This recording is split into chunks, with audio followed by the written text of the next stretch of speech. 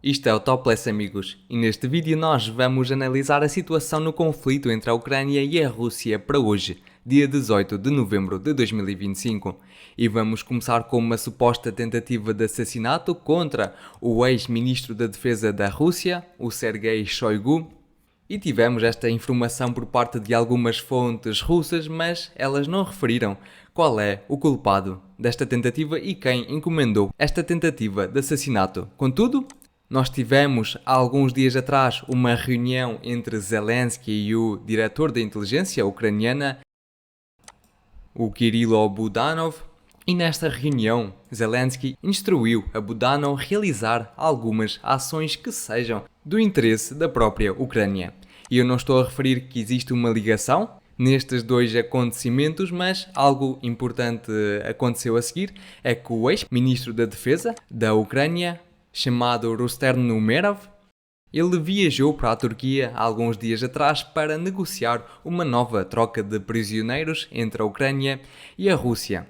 Só que, a partir daí, ele não quis mais voltar. Ele já teve a oportunidade de voltar para a Ucrânia, mas devido a esta situação mais tensa entre a Ucrânia e a Rússia, decidiu permanecer fora da Ucrânia. Portanto, temos aqui mais uma peça do puzzle que nos mostra que realmente pode haver alguma ligação entre isto tudo, mas nada está confirmado e eu também não estou a referir que de facto existe alguma ligação. Mas é interessante porque com esta tentativa de assassinato a um ex-ministro da Defesa da Rússia, a Rússia sentiu-se com o direito de também efetuar alguma tentativa de assassinato, muito provavelmente a uma pessoa semelhante no governo ucraniano, e neste caso seria também um ex-ministro da Defesa. Mas agora vamos passar aos ataques que nós tivemos durante a noite de hoje, e tanto a Rússia como a Ucrânia efetuaram ataques de longo alcance, e vamos começar com os ataques da Rússia. E aqui em Odessa, na porção mais a sul da Ucrânia, tivemos mais algumas imagens e mais alguns vídeos que mostram a destruição e os incêndios causados por estes ataques por parte da Rússia, e neste caso mais infraestrutura energética foi atingida. Também tivemos infraestrutura ferroviária a ser atacada na cidade de Dnipro e vemos também aqui alguns resultados destes ataques.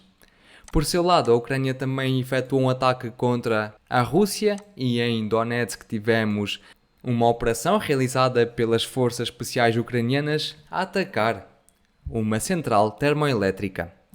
Vemos aqui algumas imagens e vemos como os drones ucranianos estavam a atingir estas instalações. Além disso, o território mais a norte, na cidade de Korochev, a Ucrânia também realizou um ataque e supostamente atingiu aqui alguns edifícios, algumas instalações que eram utilizadas pelos russos para fins militares. Mas vale a pena relembrar que isto era um centro comercial. E os ucranianos referem que ele estava a ser utilizado a propósito das forças russas. Mas agora vamos passar à situação no terreno e ver os avanços que tivemos nas últimas 24 horas e vamos começar pela direção de Zaporizhia. E aqui tivemos mais algumas atualizações no mapa, tivemos algumas fontes a indicar avanços por parte da Rússia a norte da aldeia de Solotkia, neste eixo aqui. E tivemos o Ministério da Defesa da Rússia a confirmar que as forças russas conquistaram totalmente a vila de Nechaevka. Contudo, para já não tivemos o vídeo das bandeiras erguidas pelos soldados russos publicado no mapa, mas com certeza nas próximas horas teremos este vídeo, como é habitual nós recebermos desta direção, e poderei mostrar-vos já durante o dia da manhã. Portanto, com este controle da Rússia sobre estas vilas, obviamente os russos poderão entrar a fundo na segunda linha defensiva ucraniana, nesta direção de Zaporizhia, e poderão avançar em direção a sul, em direção à cidade de Guliáy-Polha. E só para relembrar, porque eu há alguns dias atrás já discuti esta situação, mas os ucranianos possuem duas linhas defensivas, uma que passa precisamente nesta direção do mapa e a segunda passa especificamente por aqui. E é óbvio que estas linhas defensivas estão preparadas para ataques por parte da Rússia aqui pelo sul. E a verdade é que os russos não tiveram para já sucesso e provavelmente nem sequer tentaram avançar neste eixo. E também esta linha defensiva está preparada para ataques a partir do leste. Contudo, esta linha defensiva termina aqui em torno das aldeias de Bratsky e Andriivka e de Ternuvate e, portanto, isto permite aos russos, caso eles conquistem este aglomeramento de aldeias e de vilas, de prosseguir já dentro desta linha defensiva. E, obviamente, esta linha defensiva não está preparada para um ataque sobre ela mesma. Mas também durante as últimas horas tivemos um ataque efetuado pelos ucranianos a uma estrada utilizada pelos russos nesta direção para suprir as suas forças. Este ataque foi efetuado por alguns mísseis lançados a partir de caças e depois podemos ver as explosões que se registaram. E portanto esta estrada foi destruída. Mas nós vemos a partir desta imagem inicial que existe aqui bastante espaço para o transporte de veículos e muito provavelmente não vai afetar de forma significativa a logística dos russos nesta ofensiva de Zaporizhia. Mas vale a pena relembrar que os ucranianos vieram bastante tarde com este ataque. Este ataque já devia ter sido efetuado mais cedo, quando os russos ainda estavam numa fase inicial da conquista destas vilas de Novo e de Novospennivsk. Continuando, tivemos mais algumas fontes a relatar avanços por parte da Rússia a leste da cidade de Veliko-Mikhailivka, mas não tivemos confirmação visual destes avanços até agora. E agora podemos ir à cidade de Novopavlivka e aqui, após um ataque bastante rápido por parte dos russos, que conseguiram aproveitar o nevoeiro a seu favor e infiltrar-se nas defesas ucranianas nesta cidade, tivemos já um vídeo publicado pelos ucranianos como eles estavam a fazer alguns prisioneiros de guerra. E, por exemplo, neste vídeo vemos como as forças ucranianas estavam a fazer 2 soldados russos como prisioneiros.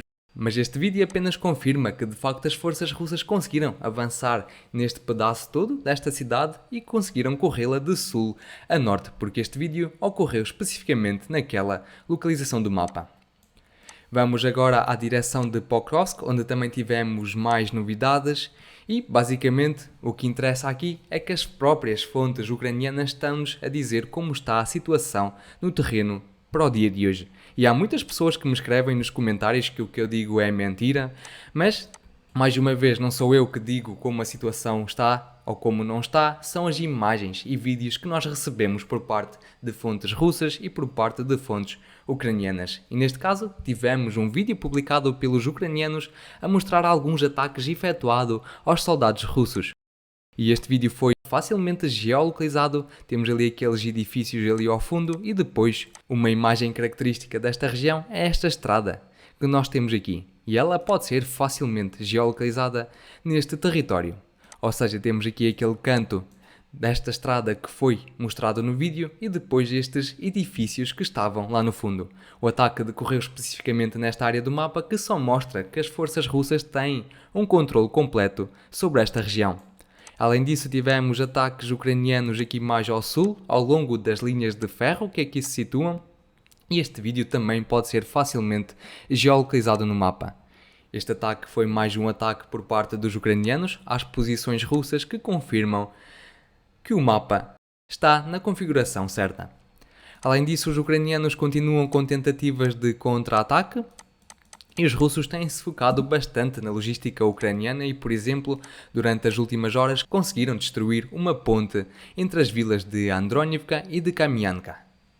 E tivemos aqui o vídeo publicado por algumas fontes ucranianas. Além disso, os russos continuam com os ataques de drones FPV aos ucranianos que tentam de alguma forma contra-atacar ou apoiar a contra-ofensiva dos ucranianos em direção à cidade de Pokrovsk.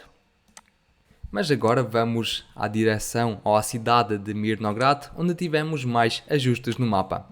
E durante os últimos dias tivemos fontes neutras a relatar avanços por parte da Rússia e que a Rússia já tinha conquistado estes territórios a cinzento, mas nós, como não tivemos provas visuais disso, decidimos não ajustar o mapa a favor dos russos.